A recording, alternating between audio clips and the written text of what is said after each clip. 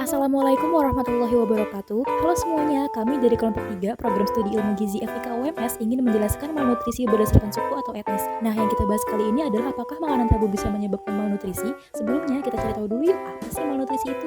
Menurut WHO, malnutrisi merupakan kondisi medis yang disebabkan oleh asupan atau pemberian nutrisi yang tidak benar maupun yang tidak mencukupi. Malnutrisi terbagi menjadi dua bagian. Yang pertama ada gizi kurang atau undernutrition, contohnya seperti stunting, kwashiorkor, dan marasmus. Dan yang kedua ada gizi lebih atau overnutrition, contohnya seperti obesitas. Malnutrisi bisa terjadi pada siapa saja, termasuk pada ibu hamil dan menyusui. Makanan yang masuk ke dalam tubuh itu penting karena dapat menjadi penentu status gizi. Sedangkan beberapa daerah di Indonesia masih ada makanan yang dianggap tabu, dan jika makanan tersebut mengandung nilai gizi yang tinggi, dapat menghambat asupan nutrisi yang masuk ke dalam tubuh.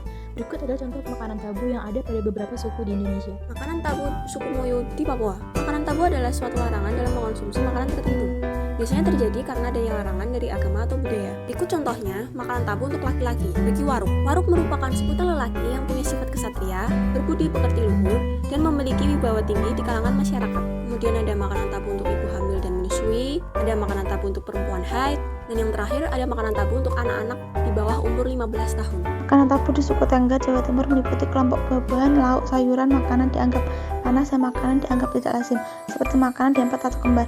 Alasan tabu makanan di Tengger Ngades karena adanya pendekatan secara simbiolik, fungsional, dan nilai atau keagamaan. Ibu hamil tantang mengonsumsi udang, ikan pari, cumi, dan kepiting karena dianggap dapat menyebabkan kaki anak mencengkram rahim ibu dan sulit untuk dilahirkan. Pola makan masyarakat suku Tengger Probolinggo, makanan dipantangkan untuk ibu hamil meliputi nanas, tapai, mangga kuani, makanan pedas, jantung pisang, ikan sembilang, udang, dan babi bagi masyarakat beragama Islam. Lauk yang ditabukan pada ibu hamil Tengger Ngades adalah lele dan bandeng. Makanan tabu di suku Makassar, Sulawesi Selatan.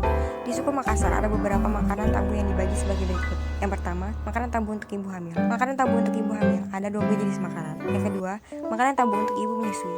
Makanan yang ditabukan untuk ibu menyusui ada 7 jenis makanan.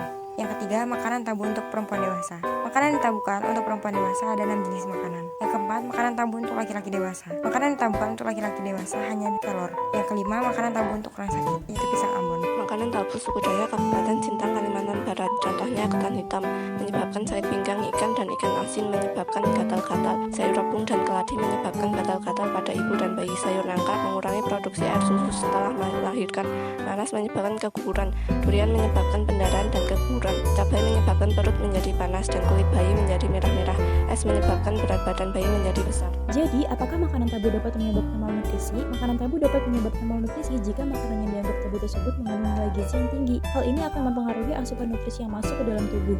Walaupun makanan tabu pada beberapa suku memiliki tujuan baik untuk kesehatan. Sekian penjelasan dari kami. Terima kasih dan semoga bermanfaat. Wassalamualaikum warahmatullahi wabarakatuh.